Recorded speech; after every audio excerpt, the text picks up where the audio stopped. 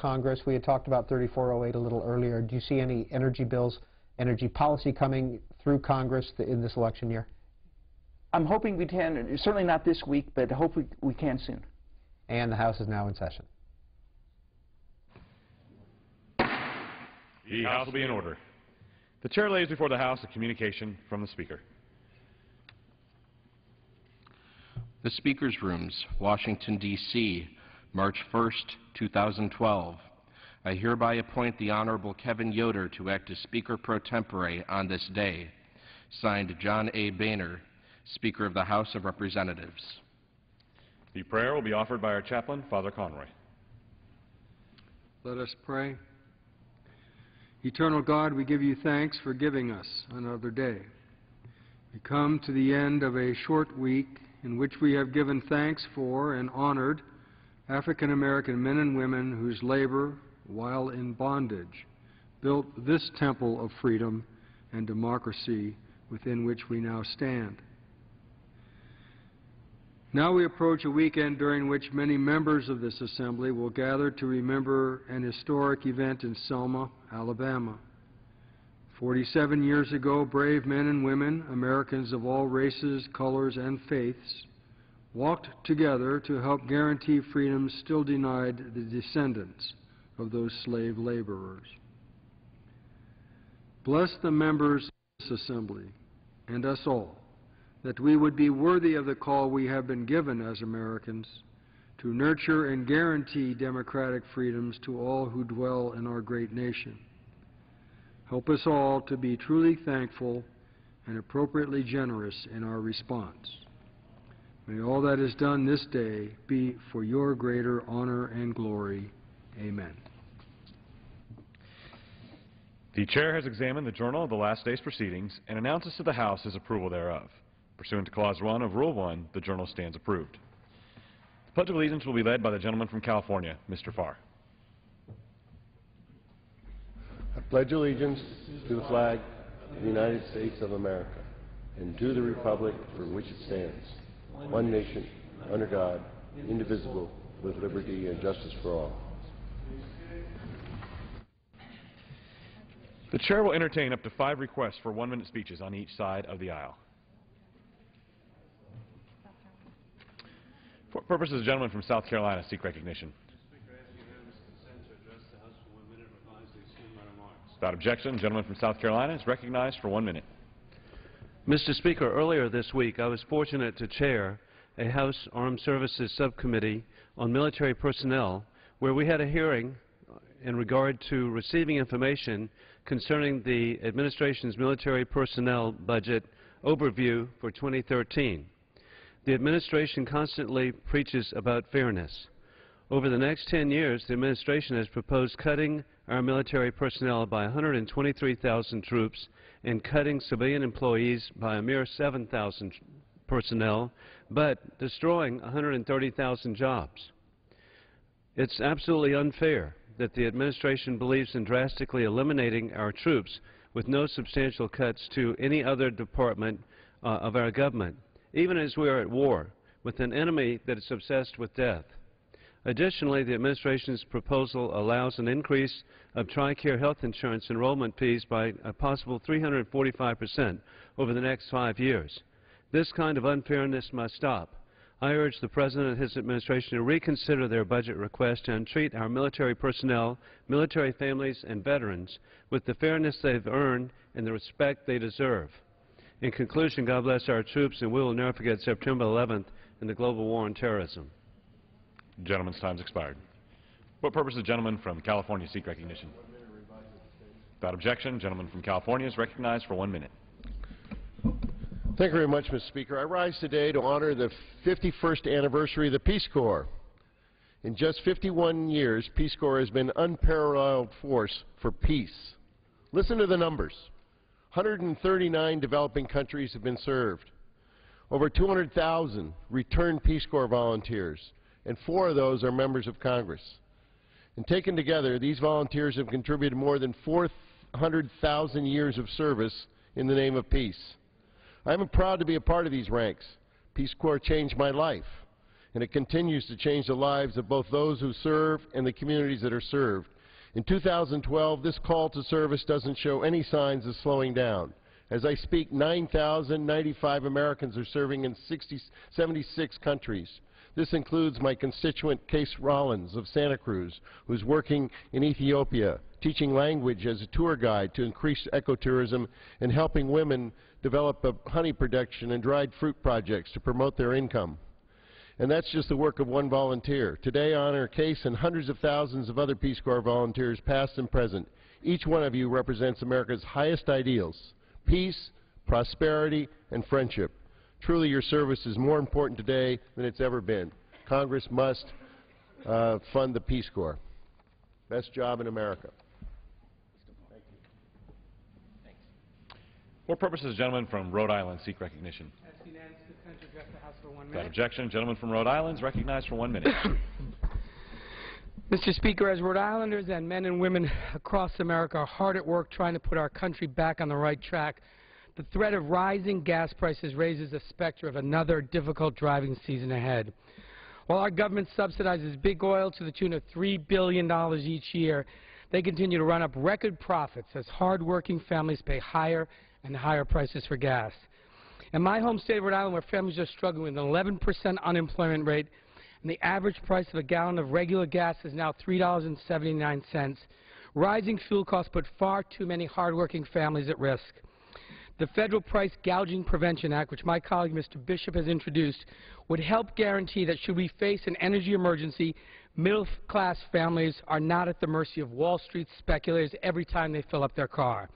While we have to work together to permanently end our addiction to foreign sources of oil, in the short term we must act on legislation like the Price Gouging Prevention Act that will help prevent Wall Street speculators from taking unfair advantage of consumers at the pump during energy emergencies. I yield back the balance of my time. The gentleman yields back. What purpose does the gentleman from Tennessee seek recognition? Without objection, gentleman from Tennessee is recognized for 1 minute. Thank you, Mr. Speaker.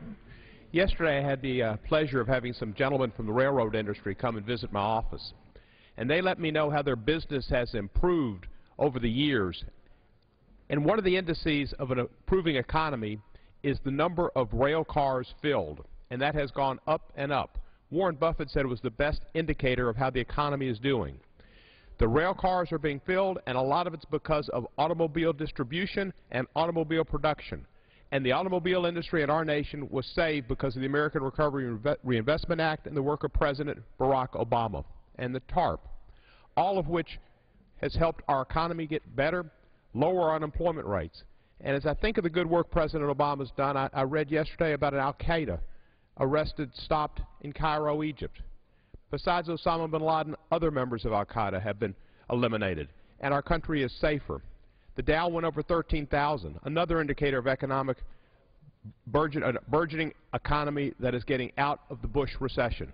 So I want to say that I'm proud to support President Obama, his jobs plan, his efforts to maintain the automobile industry strong in America, and to supported him in Libya and root out Gaddafi and al-Qaeda and other places. I yield back the balance of my time. The gentleman yields back.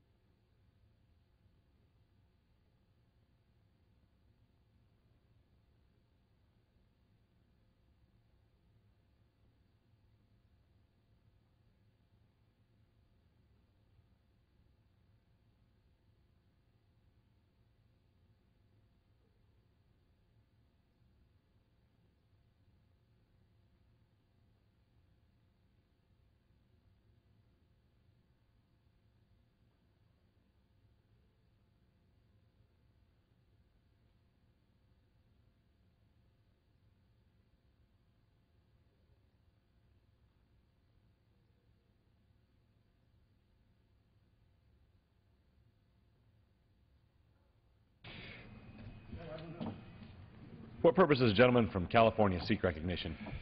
Mr. Speaker, pursuant to the order of the House of February 29, 2012, I call up House Resolution 562 and ask for its immediate consideration. The clerk will report the title of the resolution. House Resolution 562, resolution directing the Office of the Historian to compile oral histories from current and former members of the House of Representatives involved in the historic and annual Selma to Montgomery, Alabama marches, as well as the civil rights movement in general, for the purposes of expanding or augmenting the historic record and for public dissemination and education. Pursuant to the order of the House of Wednesday, February 29, 2012, the gentleman from California, Mr. Lundgren, and the gentleman from Georgia, Mr. Lewis, each will control 30 minutes. The chair now recognizes the gentleman from California. Mr. Speaker, I ask unanimous consent that all members have 5 legislative days to revise and extend their remarks.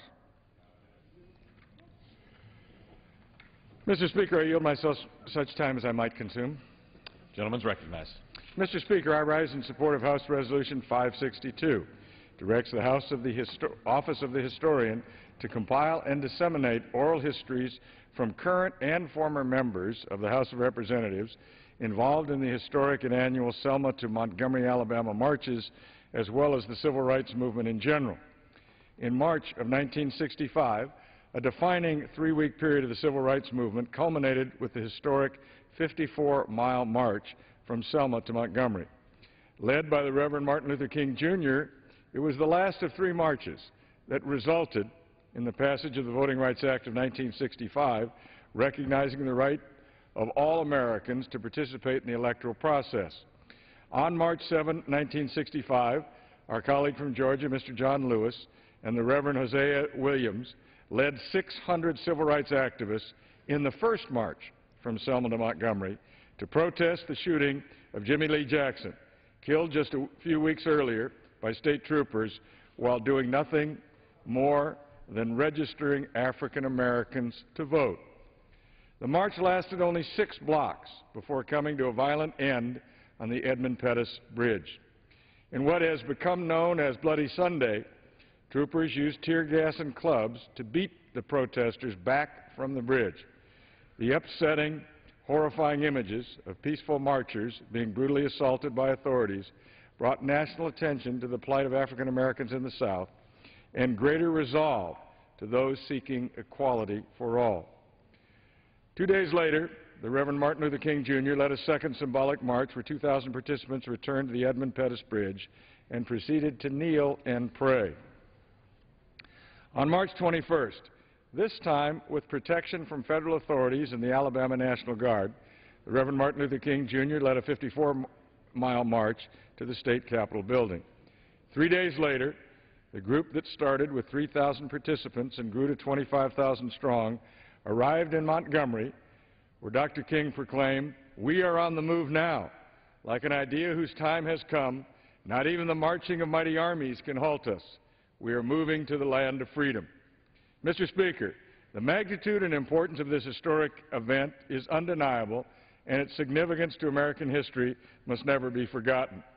To commemorate these marches, Congress in 1996 created the 54-mile-long Selma to Montgomery National Historic Trail along the route of Dr. King's march, starting at the Brown Chapel AME Church in Selma and ending at the Alabama State Capitol in Montgomery.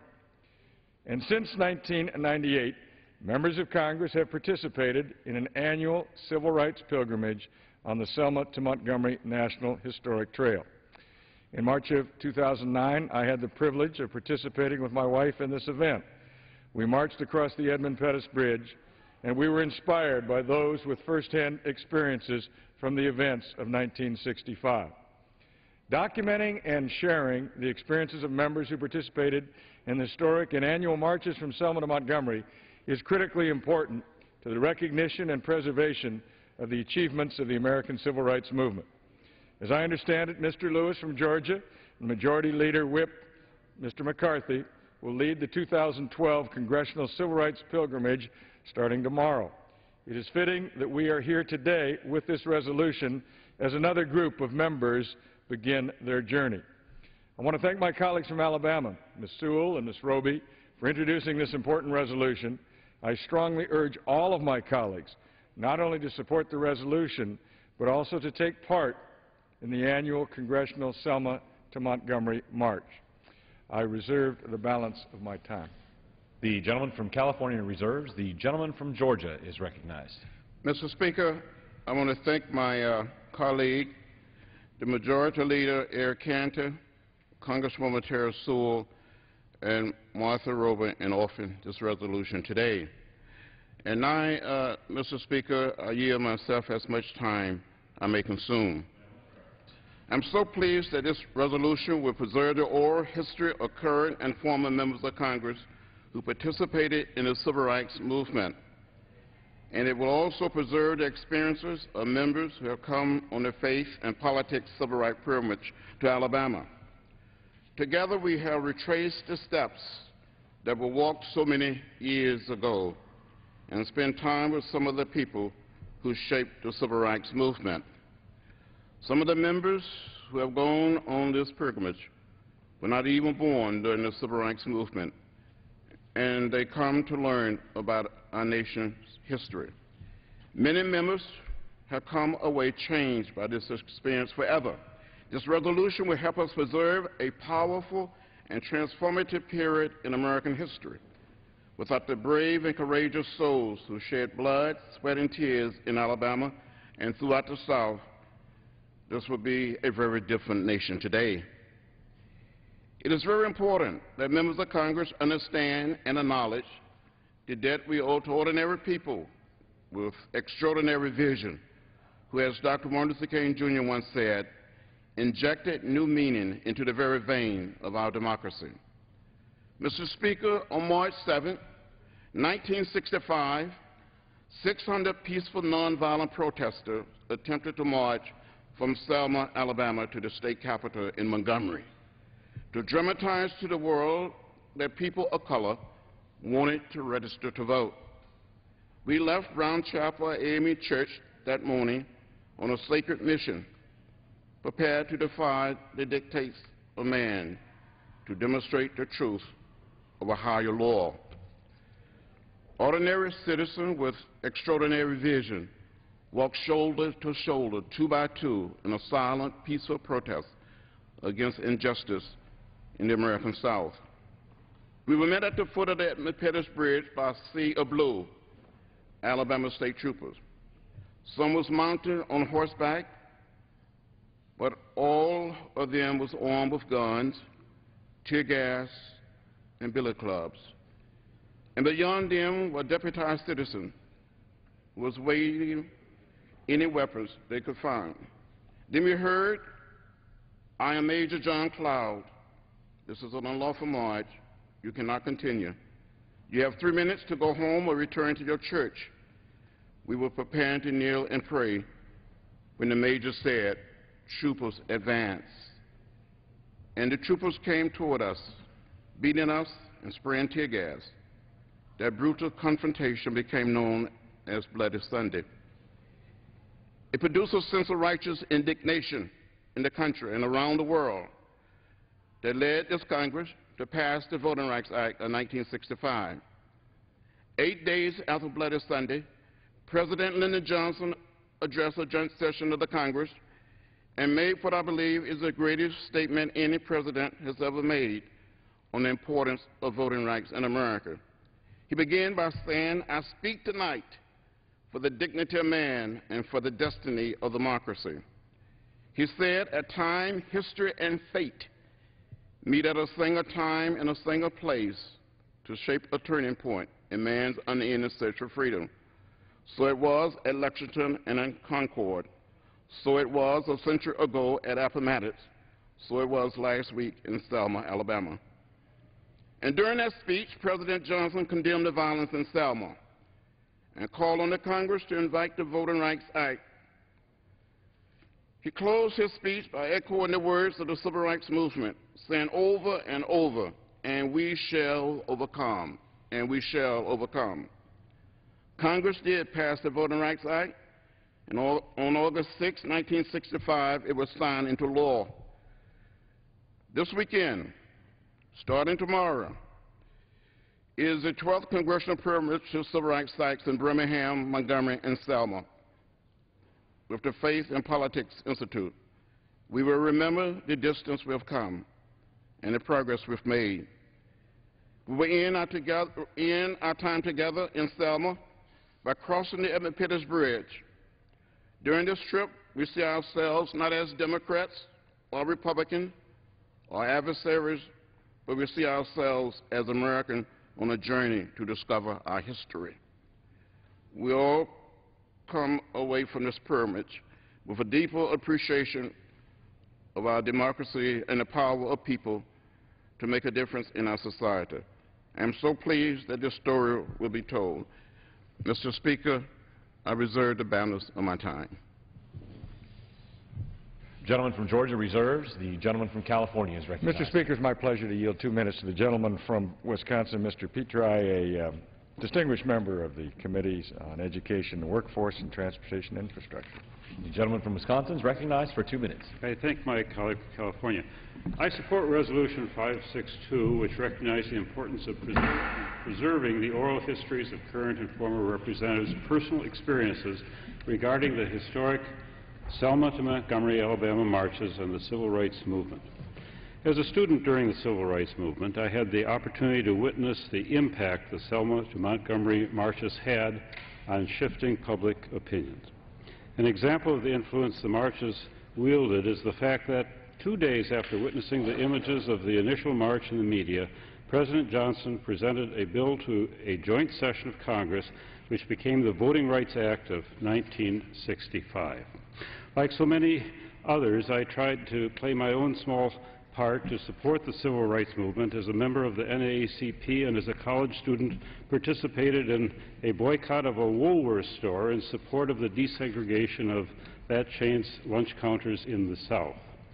During that time, Dr. King came to our college, and I had the honor to very briefly meet him. While my direct involvement in the Civil Rights Movement may have been limited, there are many former and current members who have unique and inspirational stories to share about the historic 1965 marches and the Civil Rights Movement. We have the honor of serving with Representative John Lewis, for example, who just spoke, and who is an icon of the Civil Rights Movement. And I've been lucky enough to hear him speak movingly to student groups and others about his experiences as he led the fight for racial and voter equality. It's important that accounts such as his be preserved in the historic record so that they can be shared for years to come. I believe it's important to keep the history and heritage of the Civil Rights Movement alive by collecting and sharing these oral histories with the American public. Mr. Speaker, I support this resolution and urge its passage by the House today. The gentleman yields back. The gentleman from California reserves. The gentleman from Georgia is recognized. Mr. Speaker, I'm pleased to recognize the gentleman from Georgia, Mr. David Scott, for 4 minutes. The gentleman from Georgia, Mr. Davis, is recognized for 4 minutes. Thank you very much, and thank you very much, my distinguished colleague, John Lewis, for inviting me to be a part of this resolution presentation. I think it is very important as we commemorate this event that we realize those were some dark and dangerous days, and that there were both black and white people who gave their lives so that black people could have the right to vote. There was Miss Viola Gregg Louisa from Detroit, Michigan, a white lady who came down to Selma to help African Americans get the right to vote. And she was shot and killed on the highway, in Highway 80, in Selma, Alabama. And need we not forget Michael Sherner and Andrew Goodman, along with James Chaney, 2 young white men, 2 black men, both shot and killed. When we tell this story about the Civil Rights Movement, it is important that we tell this story right, and that this is a true story of the greatness of America. That it's not just a black story. It is America's story. White and black people lost their lives, gave their lives for the right for us to have the right to vote. This is the greatness of this. And I just want to say what a privilege it is for us to have a man like John Lewis to serve with. let us not even begin to underestimate the significant contribution of this young man, and I call him a young man, whom I serve with and you serve with. I personally appreciate John Lewis for taking me when I was a student with him, traveling through the South. And I saw firsthand with him what we had to go for. And John, I want to say to you, thank you for taking me through that baptism of the fire, for it has truly made me the man that I am today. I want to thank you for that. And the entire nation thanks you. And all of those, and as I said, I want everybody to remember Miss Viola Craig Louisa from Detroit who came down, and Michael Sherner, and Andrew Goodman, these people that gave their lives. I want to also thank Miss Terry Sewell, who represents the area in Alabama where so much of this sacrifice took place. This is an extraordinary pilgrimage. I was on it, have been on it, and I encourage everybody that can to go on this pilgrimage and see and experience what I call the greatness of America. Thank you. The gentleman yields back. The gentleman from Georgia reserves. The gentleman from California is recognized. Mr. Speaker, at this time it's my privilege to yield 3 minutes to the gentlelady from Alabama, Ms. Roby, a member of the Committee's Armed Services, Agriculture, Education, Workforce, and chief co-sponsor of this resolution. The gentlelady from Alabama is recognized for 3 minutes. Thank you for yielding me time, and thank you, Mr. Speaker. I ask unanimous consent to extend and revise my remarks. Without objection. Thank you. Today, I'm so proud to join with Terry Sewell, another Alabama freshman member, to offer House Resolution 562, an initiative that will preserve a collection of accounts from members involved in the historic and annual marches from Selma to Montgomery, Alabama. The oral histories preserved through this resolution will memorialize the symbolic events that changed the direction of the civil rights movement.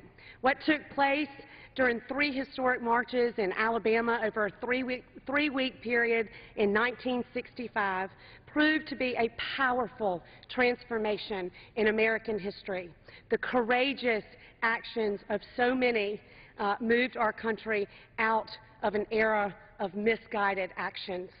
Participants marched towards a unified goal to provide equal voting rights for all Americans. The first march on March 7, 1965 remains without a doubt one of the worst demonstrations of racial violence. Participants peacefully marching were met by a brutal and aggressive police force. This violence was captured by the news and broadcast to family rooms all over this nation.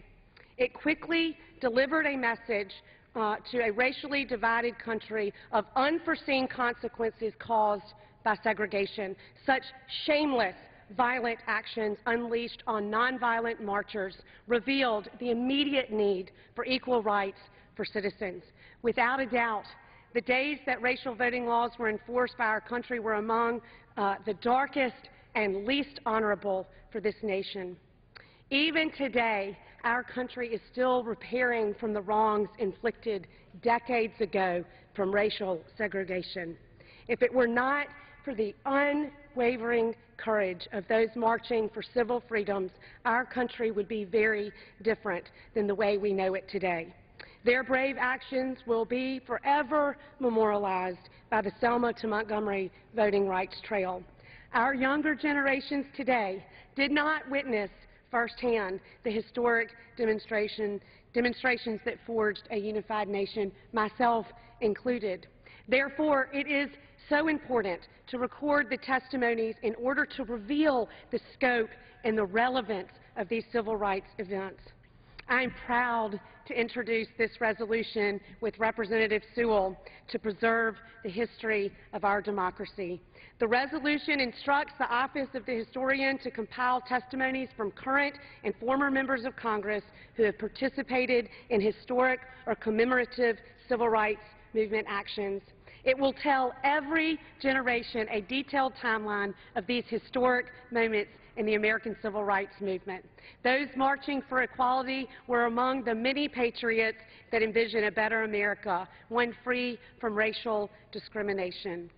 I urge all of my colleagues to vote in support of this resolution. I yield back. Thank you. The gentlelady's time has expired. The gentleman from California reserves. The gentleman from Georgia is recognized. Mr. Speaker, I'm pleased to recognize the gentlelady from California, the Democratic leader, Nancy Pelosi. Gentlelady from California is recognized for 1 minute. Thank you very much. Thank you, Mr. Speaker. I thank the gentleman for yielding. I rise in support of the legislation and commend Congresswoman Sewell and Congresswoman Roby for their leadership in bringing this to the floor and giving us the opportunity to speak about the heroes amongst us. In some of the darkest hours of our nation's history, as we all know, there are stories of great courage.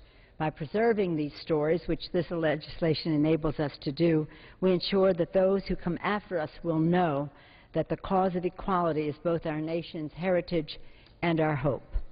Unsurpassed in courage in our midst is our colleague, the conscience of the Congress, Congressman John Lewis.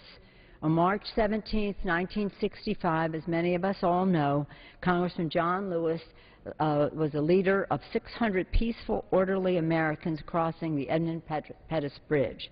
He was met by state troopers, tear gas, bull whips, and nightsticks. Although he faced great prejudice and discrimination, he was not embittered. He was emboldened to dedicate his life to the cause of justice and equality. It is a great privilege for each of us to serve with John Lewis in Congress, an honor to call him colleague.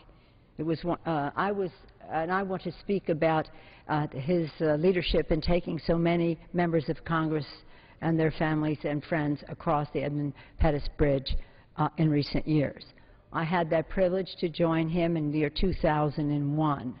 After the visit, I said to him, of the 3-day, we were in your district, Congressman Roby, in Montgomery and Selma and in Birmingham in the course of the weekend. And the experience was one that every school child in America should experience. We talk about Washington, D.C. and Philadelphia and Independence Hall and Baltimore and the Fort McHenry and Boston with all of that history and New York and the rest. This is a very important part of who we are as a country. And if you want to learn about America, it's important to visit these sites, to see the courage, to see the commitment to the values of our founders that were so courageously defended and advocated for at this sad time. And for many of us, it was in our lifetimes that this disaster was happening in our country, this ongoing disaster, but the culmination of it, where it took so many people a longer time to see.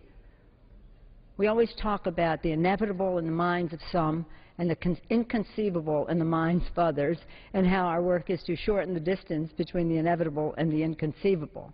Well, it took some people a much longer time to understand what was inevitable for America, that we would be moving, gravitating toward a more perfect union. That would not have been possible without the leadership of people like John Lewis. There aren't many people like John Lewis, but who followed his lead. And other members of Congress who also were leaders in the nation's civil rights movement, and we honor all of them today. They include Assistant Leader Jim Clyburn, who was arrested several times for civil disobedience on behalf of civil rights. Congressman Barney Frank and Congressman John Conyers, who both volunteered during the Freedom Summer. Congressman Bob Filner, who spent several months in jail after his efforts as a freedom rider, and he takes great pride in being invited back to the reunion of the Freedom Riders.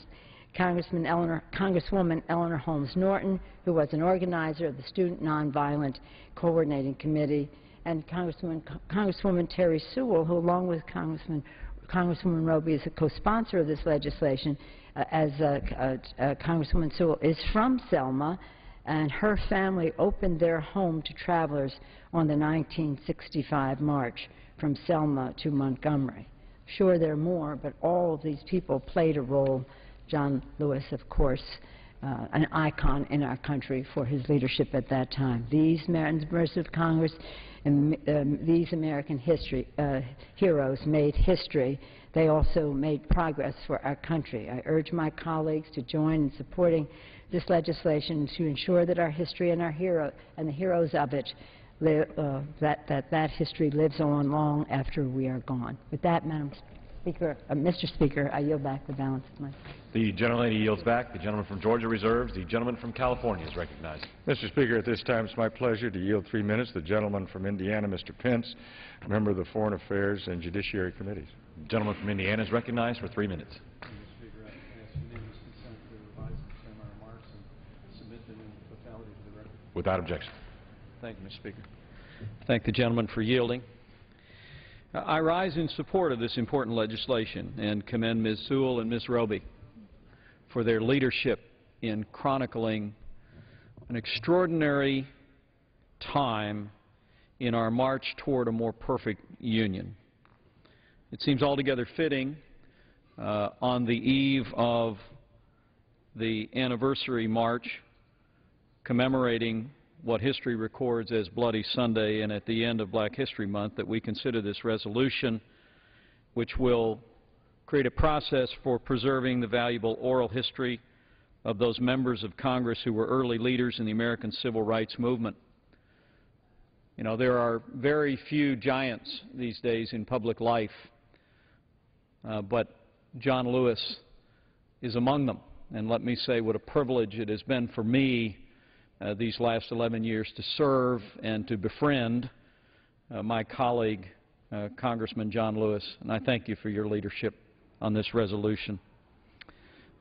There's also an effort in this resolution to give members of Congress who have participated in the annual pilgrimage to Selma and Montgomery to reflect on their experiences, and I'll be very humbled to be a small part of that. I was honored to serve as the co-leader of the 10th Congressional Civil Rights Pilgrimage, sponsored by the Faith and Politics Institute in March of 2010, and I can say, as my colleague Mr. Lewis knows, it was a life-changing experience for my wife Karen, for our 3 teenage children, and I'll forever be grateful for the experience.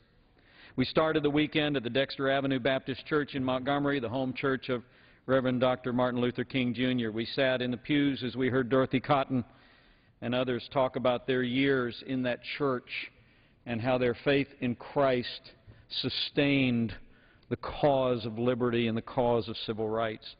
We made our way to the Civil Rights Memorial to honor and remember those who'd lost their lives in the struggle for equality. But the next day, traveling with my colleague John Lewis to Selma to mark the anniversary of a day that changed his life and changed his nation, March 7, 1965, known as Bloody Sunday, we will always remember. The night before John had recounted that momentous day, he told how he and several hundred courageous activists had crossed the Edmund Pettus Bridge in Selma, but it was actually being a part of the reenactment that most touched our hearts as a family. We had gathered at the Brown Chapel in Selma before we made the march, and then, along with thousands, we made our way the few short miles to the Edmund Pettus Bridge. For my part, John, I walked with Dr. F.D. Reese, pastor of the Ebenezer Baptist Church in Selma at the time. As we strolled that historic route, I was enthralled as Dr. Reese, 80-some-odd years young, recounted the day as if it had been the day before. He told me how the Edmund Pettus Bridge crests at the middle, and so that it was not until you all reached the top of the bridge that you knew what was waiting on the other side. And he described to me seeing, he said, quote, all you saw was a sea of blue when they crested the bridge. Recognized for an additional minute. An additional minute. I thank the gentleman. I turned to Dr. Reese and I said to him, did you think about turning back? And he said to me, quote, no, we had prayed at the Brown Chapel and we decided to go on regardless. And so you did. It's just extraordinary to think of the beatings that took place that day. Our own colleague experienced a notorious beating at the time. But as the march that day, the reenactment came to an end, I extended my hand to Dr. Reese. I thanked him not only for what he had done for the Civil Rights Movement, for what John Lewis had done for the Civil Rights Movement, but for what they all had done for America. And he put his hand on my shoulder, Dr. Reese did, and he said, Mike, God did something here. And so he did. Through these extraordinary and courageous Americans, we forged a more perfect union. And so I rise in support of this resolution, commend my colleagues who will participate this weekend in Montgomery and Selma in this historic reenactment. But I commend Congressman John Lewis, Dorothy Cotton, F.D. Reese, and all of those great Americans who on that day made the sacrifices necessary to further perfect this last best hope of earth. We should always safeguard this history, cherish it, and emulate their courage and bravery. So help us God. I yield back. The gentleman's time's expired. The gentleman from California reserves. The gentleman from Georgia is recognized. Mr. Speaker, I'm pleased to recognize the gentlelady from Alabama, Ms. Sewell, for as much time as she may consume. The gentlelady from Alabama is recognized. Mr. Speaker, as the representative of Alabama's 7th Congressional District and a Selma native, I am proud and humbled that I could introduce this bipartisan resolution with my colleague, friend, and fellow Alabamian, Representative Martha Roby, acknowledging the significance, the historical significance of the Selma to Montgomery marches. By adding the voices of members of Congress, current and former, to the history of the civil rights movement, we are preserving an important part of the legacy that is the civil rights movement, a legacy that is important not only to black history, but to American history and thus to world history. It is truly a full circle moment for me. Personally, I stand here today before this august congressional body as a member of Congress and a native of Selma, Alabama. I ask my colleagues to support House Resolution 562. I am humbled because I know that my election last year would not have been possible had it not been for the courage of members of Congress, present and former, like Congressman John Lewis. For that I say thank you. This resolution directs the House Office of Historians to compile oral histories from current and former members of Congress involved in the monumental Selma to Montgomery marches, as well as the civil rights movement.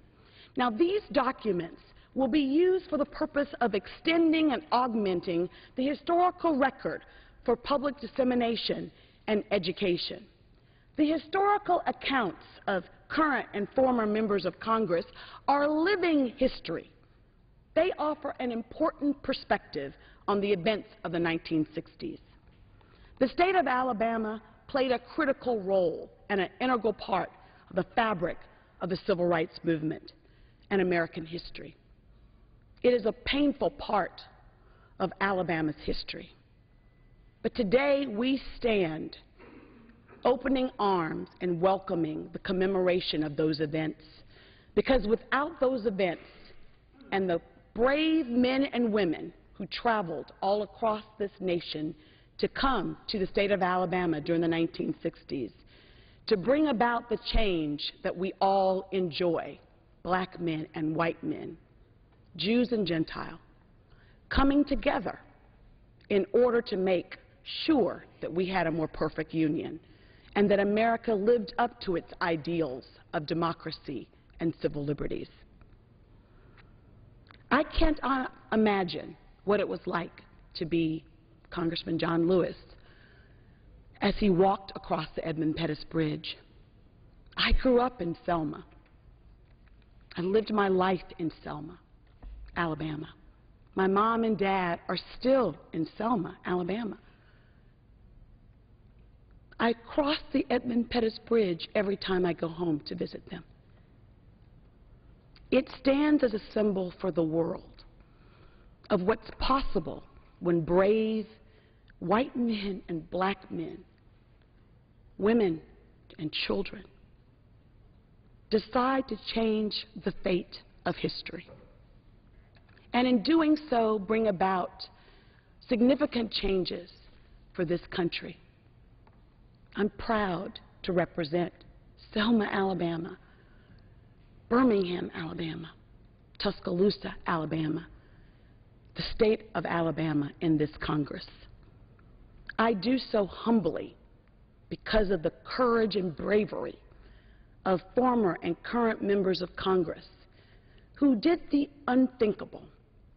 I can't imagine being Congressman John Dingell, who first took office in 1955 from Michigan. He sat in this very chamber and voted for the passage of the Civil Rights Act of 1964 and the Voting Rights Act of 1965 against amazing opposition from his own constituents in Michigan. He did the brave thing about voting in favor of these historical legislations. He was not the only one sitting in this chamber in 1965. Representative John Conyers, a black congressman who was elected in 1965 and who still serves in this chamber, was in this room and casted that vote for the Voting Rights Act of 65. We need to remember, record the history of Congressman Lewis and Congressman Dingell and Conyers and so many members of Congress, current and present, who are alive today. Preserve that history for future generations to come. You know, over the next 3 years, Congressman Lewis, we will celebrate the 50th anniversary of so many of those events of the 1960s.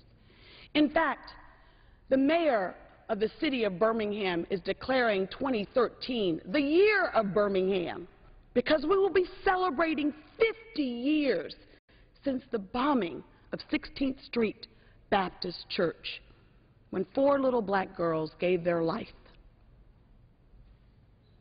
so that I could enjoy the freedoms I enjoy today, that we all can enjoy the freedoms that we enjoy today. Over the next 3 years, it'll be 50 years for a lot of significant 1960 events, and I am honored to join with my colleague, Martha Roby, who represents Montgomery and is a native of Montgomery. Alabama has 2 women members of the congressional delegation for the first time ever. Our election in 2010 was only made possible because of the courage of so many people who sat in this body and made tough votes.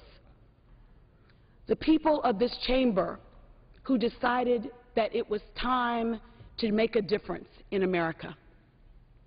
I'm honored to share the co-sponsorship of this legislation with Martha Roby. We share a common history as proud Alabamians, a history that should be recorded for posterity. Now this weekend, I get the opportunity, as well as Martha Roby, Congresswoman Roby, and Congressman Spencer Backus, to co-host with Congressman John Lewis the Faith and Politics Institute annual pilgrimage back to Alabama. We will start this coming Friday, tomorrow, in Birmingham. We will visit the historic site of the 16th Street Baptist Church.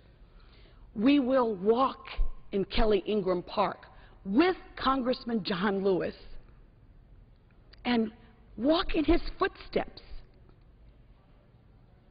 We will visit the Civil Rights Institute in Birmingham, Alabama. And then we will travel on Saturday to Montgomery, Alabama. And we will see Dexter Avenue Baptist Church, where Martin Luther King was a young pastor.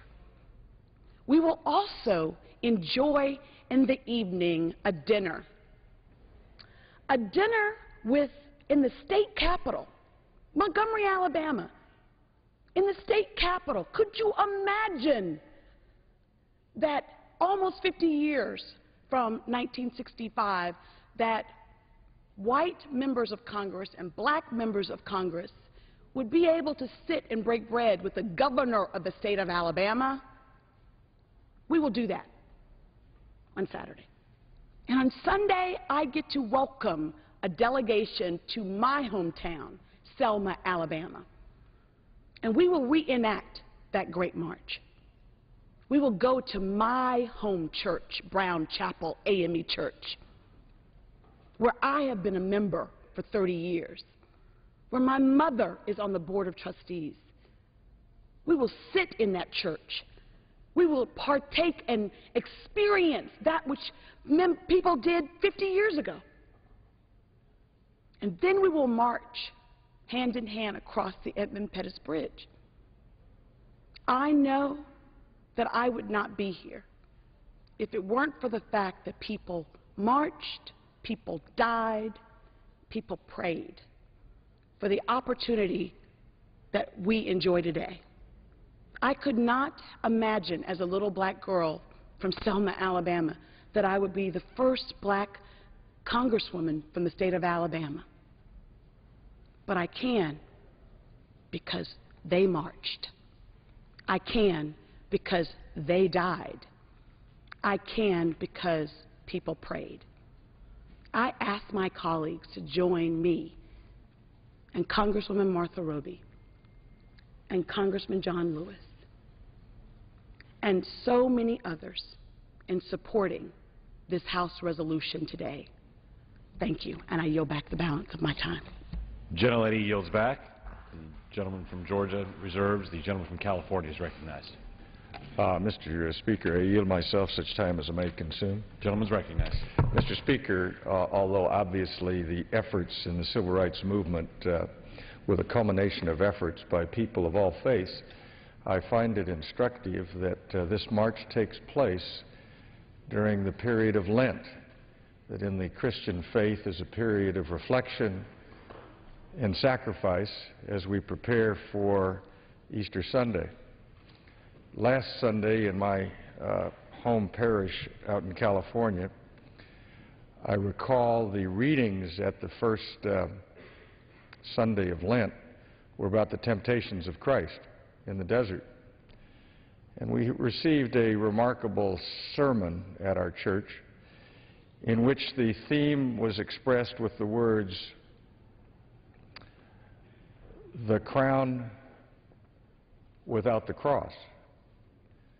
That the essence of the temptation of Christ was whether he, as God made man, was able to make the decision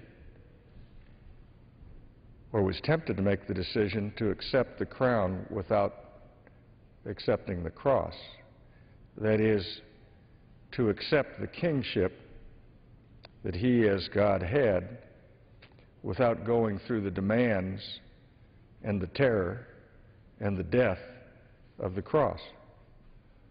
And I'm reminded of that today because I think of that question that John Lewis and others had as they crossed that bridge and as they reached the crest and they saw the troopers at the other side. Do you turn back and do you not accept the cross that is coming in order to achieve that which needs to be done to redeem this country and its promise of equality to all as contained in the Constitution and the Declaration of Independence? And I would say that I was inspired as I was there with my wife and others on the march several years ago. Steny Hoyer leading those on the Democratic side, and John Lewis, of course, being a regular member and hero to those of us who reflected on that period, that perhaps the most magnificent piece of literature that came out of the civil rights movement, in my judgment, is the letter from the Birmingham jail by Dr. King. And I would commend to my colleagues and to others who might hear our words that they go back and take time to read those words. Dr. King sitting in jail without access to any texts, wrote a magnificent epistle of his generation and our generation to the conscience of the American people. And he found no difficulty whatsoever in utilizing his heartfelt religious values and principles in extending the promise of that Christian message and the religious values that are found in our Judeo-Christian tradition to the underpinnings of our Constitution, and challenged us to understand the difference between just and unjust laws and our responsibility to render unto Caesar those that which are Caesar's and to God those which are God's. It has been an inspiration to me my entire life. And I would say to anyone who wants to understand the civil rights movement, to understand the promise of America that was not fulfilled and will never perfectly be fulfilled, but is certainly in a better state today than it was prior to the Civil Rights Revolution, they should read those words of Dr. King and understand how that animated the civil rights movement and gave us heroes such as our colleague from Georgia, John Lewis. And with that, I would reserve the balance of my time. The gentleman from California reserves. The gentleman from Georgia is recognized. Mr. Speaker, I'm pleased to recognize the gentleman from Maryland, the Democratic Whip, Mr. Hoyer, for 5 minutes. The gentleman from Maryland is recognized for 5 minutes. I thank my friend John Lewis for yielding. I thank John Lewis for his service to our country, to its principles, to its values, to its people. I thank John Lewis for being my friend.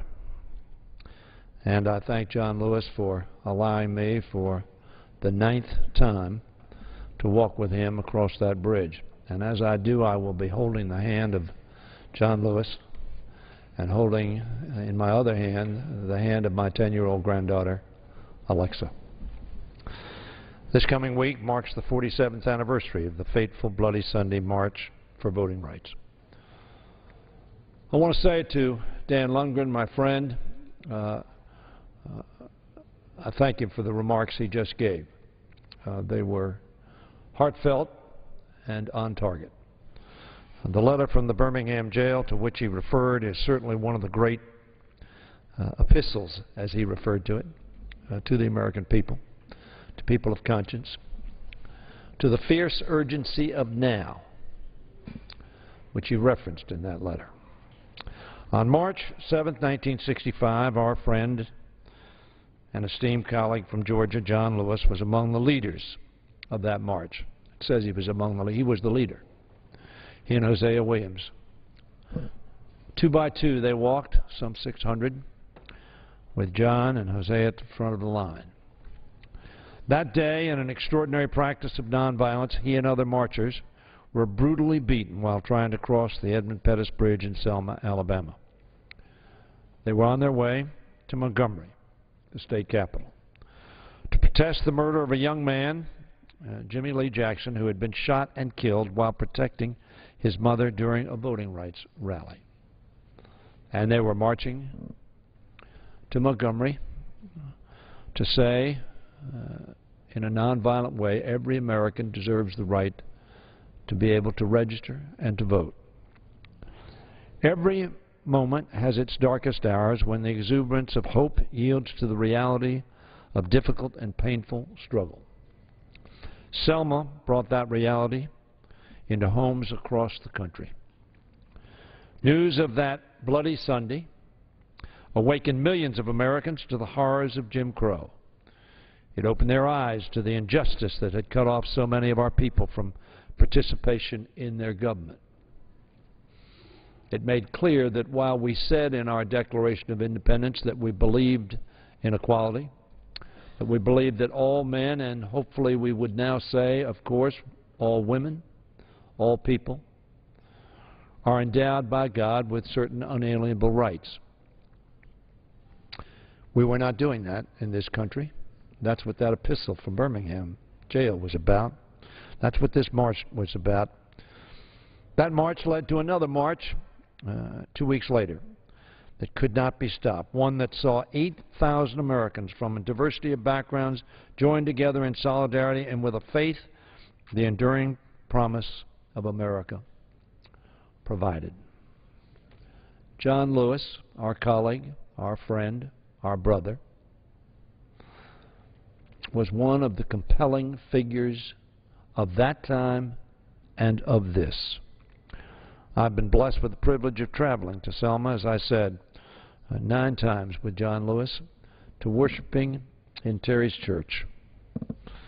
The visit this weekend will be, I know, another instructive lesson for me and for others of how we need to be continually aware of the discrimination and prejudice that exists today, the attempts at exclusion that exist today, frankly, the attempts to not empower people to vote even today. What happened at Selma 47 years ago ought to be remembered as a moment when America chose to fight hatred with love and put their faith in the values of our Constitution. In his memoir, which I hope all of you have read, Walking with the Wind, John Lewis explains, and I quote, "If you want to create an open society, your means of doing so must also be consistent with the society you want to create. Violence," he said, "begets violence. Hatred begets hatred. Anger begets anger. Every minute of the day, in the smallest of moments, as well as the largest,